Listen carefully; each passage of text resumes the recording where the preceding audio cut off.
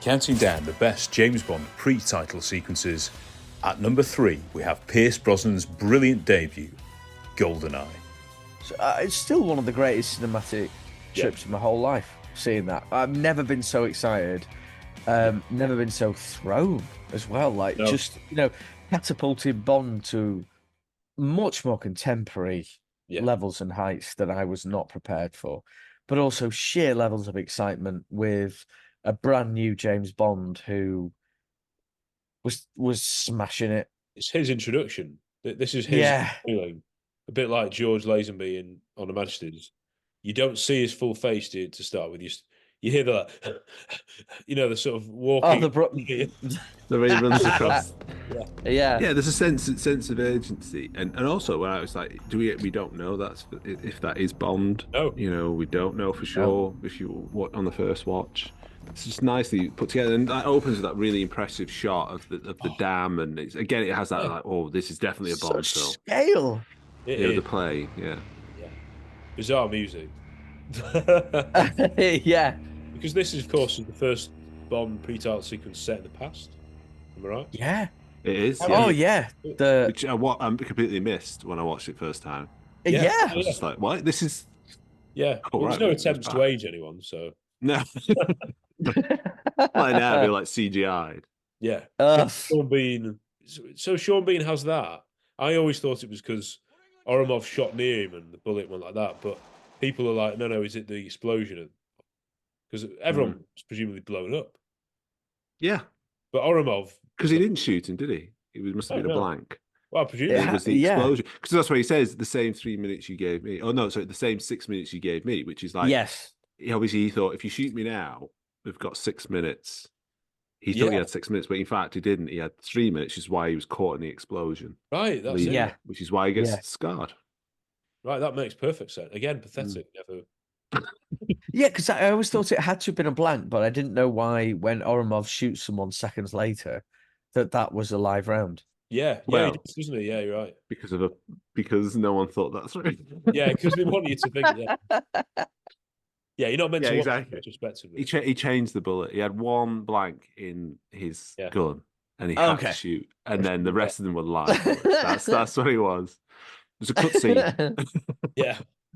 But what? Sorry, Tom. No, go for it. No, I was going to say that, like what you need, I think, in an opening sequence is a compelling baddie as well. Arumov is that as well. Arumov's a brilliant foil for that early bad guy role, and looks the part. He so looks the part. Bond is a complete different animal here, and I think that Brosnan actually squeezes so much more Bond character development into this opening sequence than anyone gives him credit for. Yeah. He's conflicted. The stakes are high here. He's not just blasé. He'll quip like mad. Don't worry about it. Buy me a pie, which is outstanding. Yeah.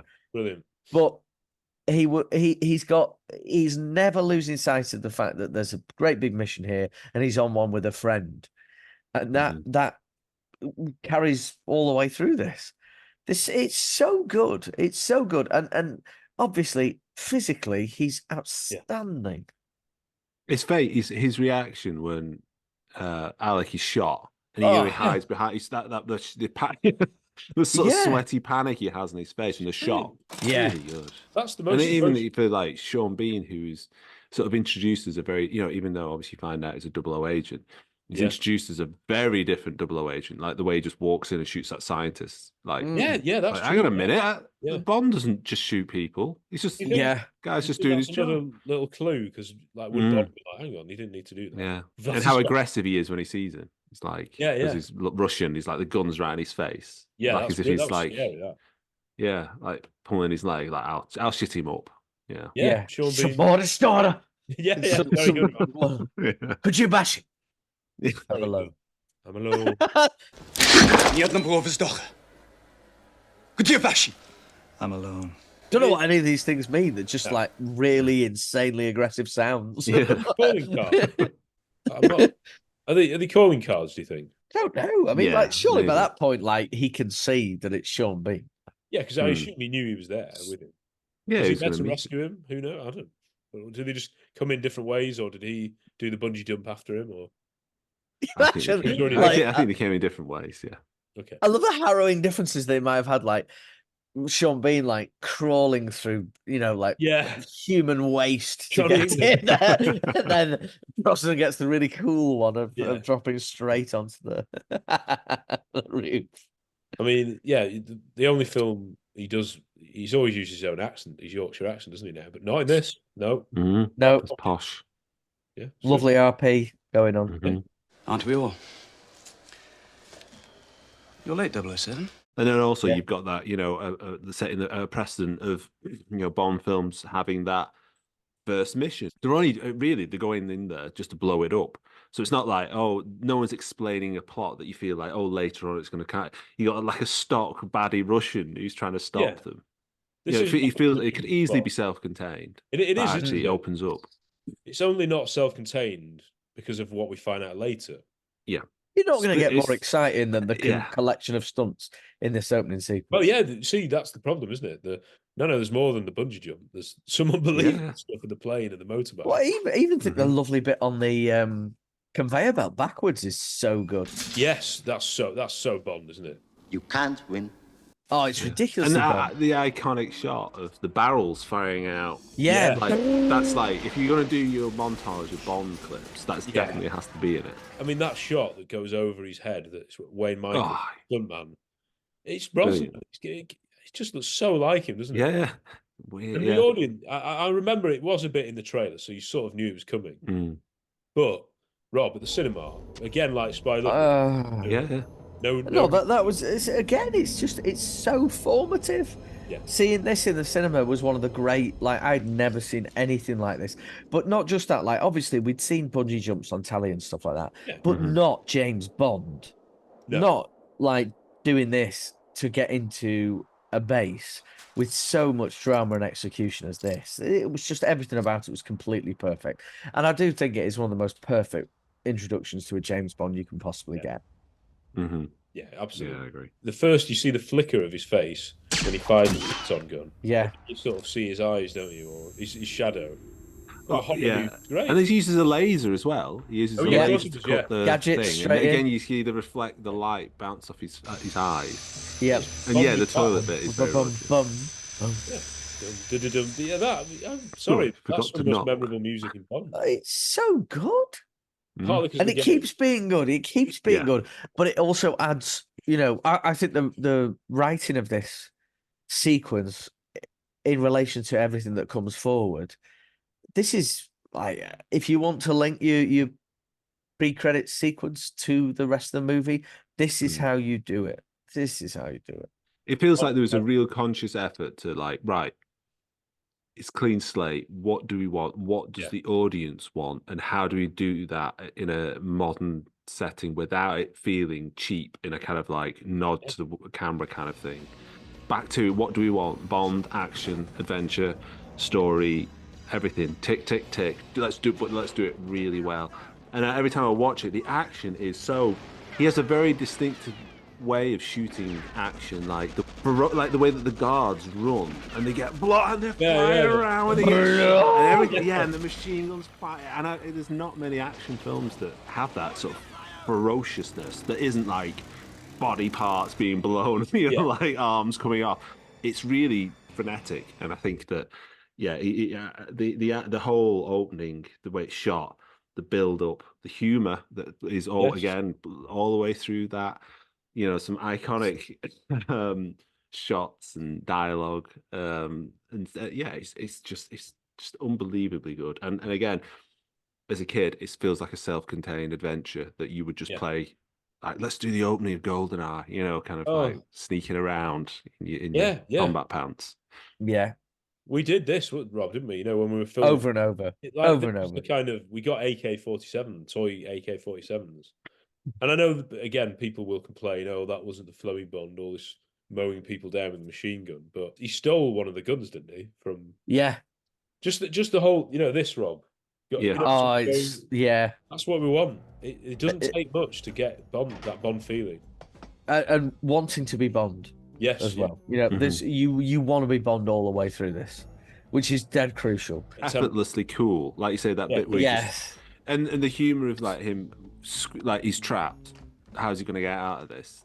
And then hiding behind the trolley and the squeaky Yeah, that's wheel. brilliant. Yeah. And then it's like, oh no, Oh, he's yeah. trapped. And then as soon as he presses the start, the music goes, and Yeah. then him jumping backwards again, effortless in his that sort of this, of course, and then rolling out onto the runway, and then it's just and the single-minded running as only well. Bond like, can do these things. this is it. Only Bond. Only Bond. Only James Bond. There's so many moments in GoldenEye where only James Bond is doing these things.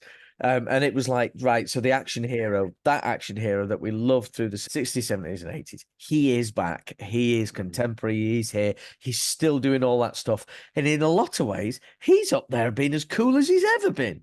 Oh, definitely, yeah. And also exposing, just doing enough new things. The first time we ever see Bond on a mission with another 00 agent, just sort of adding things a little bit more to it. Yeah. Just to sort of like say that kind of stretching the franchise and the ideas just a little bit, just to keep it fresh and exciting, but actually respecting what it should be. And I think GoldenEye is a really great example of kind of how you restart the franchise, or really just making an absolute cracking action film, spy thriller. It's just so well made. I love the very Indiana Jones motorbike. It's very scary. Last Crusade. Yeah, like how Bond diverts that guy in the plane to shoot the other one off the motorbike. Oh, he gets on the plane, gets off, thrown off the plane, gets on a motorbike, chases it while being shot at, basically chased by an army. Oh, it's too good. In the snow. No, John Glenn, isn't it? This. It's like the end. Yeah, it is. Yeah. That horrible death where he gets sort of run over, that guy, and flies into the air. It's so good. It's very painful. But that shot. Watchable. That shot on the side of the plane going off, and then hang on, what he's going to do this? You see the motorbike? I can't. He's in the air like this. What people poo-poo it because of the green screen, sort of flying into the. I mean, you got to. It is a bit silly and unrealistic. But it's like physics and all that. But he sells it, doesn't he? Like, yeah. Well, forgive me, but James Bond is a fantasy figure. Yeah. For everyone, he is. Like, I'm not there to see hyper-realism. I want to see this hero do daring feats that save the day. And he's doing them. So I'm going to enjoy every second of it. This is movie Bond. People sometimes complain, it's too, sequences. So what? This is all I want in a pre-title sequence for me. Everything. His face when he's trying to get the plane up there, sweating. Just, it's a bit. It's the realistic noise, but it's just a bit. It should have anticlimactic. It should have been a. No, but it perfect. I cannot separate the sound of that engine with dun dun dun dun. Yeah. Oh yeah, no, you're right. And then it kicks in. Oh yeah. Bit of a Meddings. Oh yeah. Meddings explosion, and I think obviously perfectly timed, of course. Yeah. It's a brilliant introduction to the character, to Brosnan, to the setting, to the world of the creation. Like I say, this kind of post sort of Soviet industrial kind of world that they create, and it just does it with absolute conviction and doesn't stray from what they're set to achieve. And that's all that I want. Is just like, we're going to do this, and we're just going to do it really well, and it does.